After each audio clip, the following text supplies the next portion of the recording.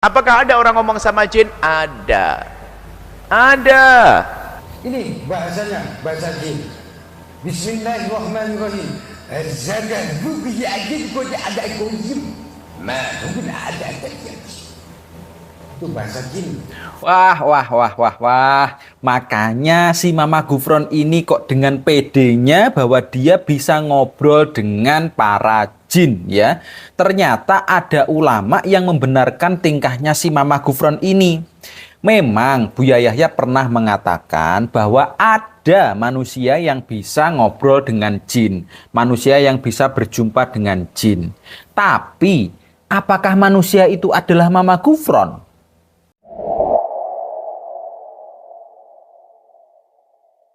Nah, teman-teman, memang ada manusia yang bisa ngobrol dengan jin. Memang ada manusia yang bisa berbicara ataupun melihat jin. Tapi tidak semua yang bilang begitu itu bisa dipercaya. Nih, simak dulu penjelasan Buya Yahya. Tapi ada ini bukan berarti setiap orang yang ngaku ngomong sama jin itu benar.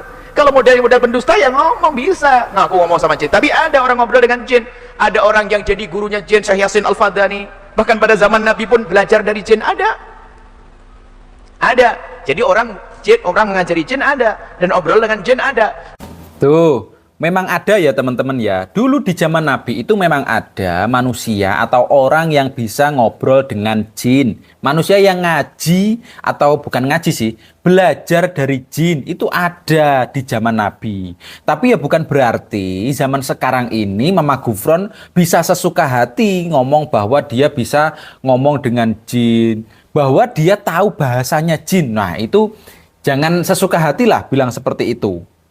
Ini bahasanya, bahasa jin. Bismillahirrahmanirrahim. Zakat buki ajin kau ada kunjim. Mungkin ada kajian. Itu bahasa jin.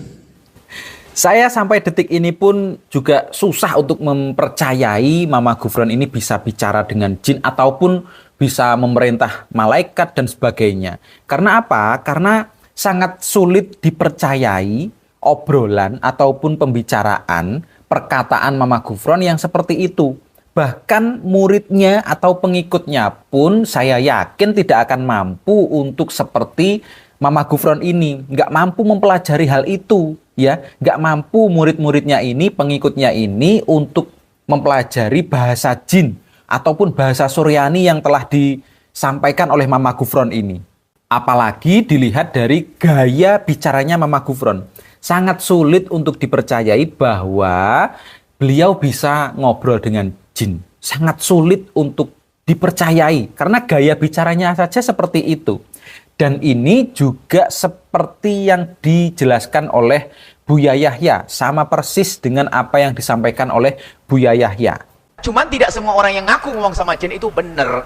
Kalau pengen tahu benar tidaknya, lihat kebiasaannya orang jujur atau tidak. Kalau orang ini selamanya jujur, gak pernah berbohong, sedikit gak berbohong, lah mungkin omongannya benar. Nah itu mungkin omongannya benar. Nah itu cara kita untuk bisa mengetahui orang itu bicara benar atau tidak, bisa ngobrol dengan jin. Itu cara kita untuk mengetahui bagaimana kita bisa percaya dengan dia atau tidak. Kita lihat dulu kesehariannya seperti apa. Apakah dia dari dulu sampai sekarang ini pernah berbohong atau tidak. Itu bisa kita ketahui ya. Tapi kalau kita tidak tahu orang itu kesehariannya seperti apa, lalu muncul dan tiba-tiba bisa ngomong seperti itu, bisa dengan apa? Memerintah malaikat, bisa ngobrol dengan jin, ngobrol dengan semut. Jika kita tidak tahu kesehariannya seperti apa, lalu kita mempercayainya, itu masalahnya. Saran saya kepada teman-teman semuanya, bahwa sebenarnya ada yang bisa kita percayai dari Mama Gufron. Apa itu? Yaitu adalah bahwa Mama Gufron ini orang yang bisa membuat kita terhibur. Ya kan? Jadi setiap kita melihat Mama Gufron, ini pasti kita tertawa. Karena apa? Karena beliau ini ternyata bisa menghibur.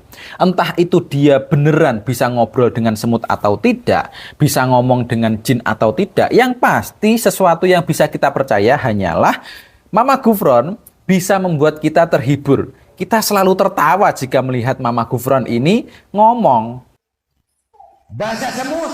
Bismillahirrahmanirrahim. Sikiin hasa tele senaka ya makili macam perima Allah.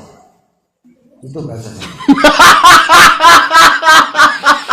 Nah, kalian terhibur kan? Jadi, yang kita harus percaya dari Mama Gufron itu, ya itu saja, bahwa Mama Gufron bisa menghibur kita. Nah, masalah tadi dia bisa ngomong dengan semut atau tidak, itu hanyalah kemungkinan-kemungkinan saja. Kemungkinan yang mungkin malah tidak terjadi. Kemungkinan saja itu. Tapi yang bisa kita percayai adalah bahwa Mama Gufron itu bisa menghibur kita. Nah, tapi jangan pula ada yang sampai membela Mama Gufron dengan membawa ruqyah gangguan jin. Itu beda.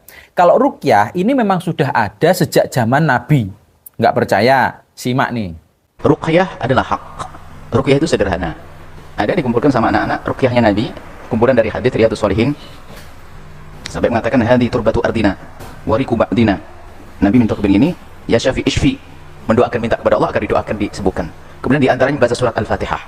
Tuh kan, memang ada hadis Nabi yang menyebutkan bahwa adanya ruqyah sejak zaman Nabi.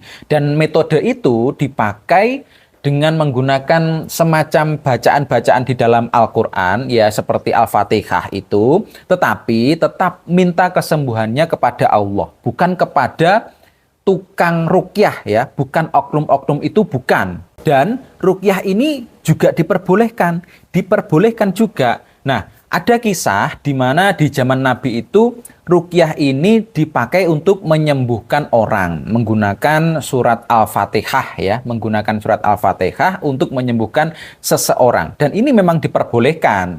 Coba simak dulu. Jadi ruqyah itu doa dengan membawa doa-doa yang diajarkan Nabi dan doa yang diambil dari Al-Quran yang diajarkan Nabi. Seperti dikisahkan suatu ketika, yaitu ada seseorang mau masuk satu kampung. Kampung ini kampung asing, dilarang. Rasulullah, kayak mie ini mau disuruh makan, tapi ini hasil daripada sahabat saya ini, sahabat kita ini yang sok tahu, maksudnya tiba-tiba baca Fatihah mengobati orang lalu sembuh. Nabi mengatakan innaha ruqyah. Itulah ruqyah, pengobatan secara syar'i, mintanya kepada Allah berkat Fatihah tadi, baca Fatihah, itu ruqyah. Nah, jadi jelas ya, memang ruqyah itu sudah ada sejak zaman dulu dan bahkan pernah disaksikan oleh Nabi. Tapi ya jangan sampai bilang bahwa ruqyah itu ngobrol dengan jin, itu jangan sampai bilang seperti itu. Itu namanya berlebihan. Sesuatu yang berlebihan itu nggak baik, teman-teman. Seperti Mama Gufron itu nggak baik kalau terlalu berlebihan. Karena kalau mengaku-ngaku bisa ngobrol dengan jin, bisa ketemu dengan jin, ini lama-lama omongannya ini tidak akan dipercayai lagi oleh orang-orang di sekitarnya. Karena Allah telah mencabut kesaksiannya. Karena berlebihan itu tadi. Seperti juga yang dijelaskan oleh Buya Yahya. Ini sudah ada usaha aneh-aneh begitu kita belajar nggak pernah dihadirkan seperti itu. Bahkan Imam Ibnu Hajar Al-Haytami mengatakan bahwa jika ada orang mengaku-ngaku dia bisa ngobrol ketemu jin, dialog sama jin tadi ya, ngomong sama jin dan sebagainya, ngobrol itu tidak diterima kesaksiannya. Tuh, jelas ya teman-teman ya. Di zaman modern ini sudah tidak zamannya lagi kita percaya dengan orang yang mengaku-ngaku bisa bicara dengan jin, bisa menyuruh malaikat lah, bisa ngobrol dengan mereka. Di zaman modern seperti ini, di zaman entertain seperti ini, sudah bukan zamannya kita mempercayai hal itu. Di zaman sekarang, yang bisa kita percayai adalah bahasa buaya. Mama apa? Mama, bunda, Oh, mama gitu kan? bunda gitu ya. Tapi kalau cowoknya, Ayah. ya bunda. Bilang pada Tuhanmu, boleh sesayang konona. Nah, itu tadi adalah bahasa buaya darat. Nah, oke teman-teman, itu saja yang bisa saya sampaikan. Intinya jangan sampai berlebihan dalam mengucapkan sesuatu, gitu. Nah, jangan lupa tekan tombol subscribe dan nyalakan loncengnya. Kita ketemu lagi di video berikutnya.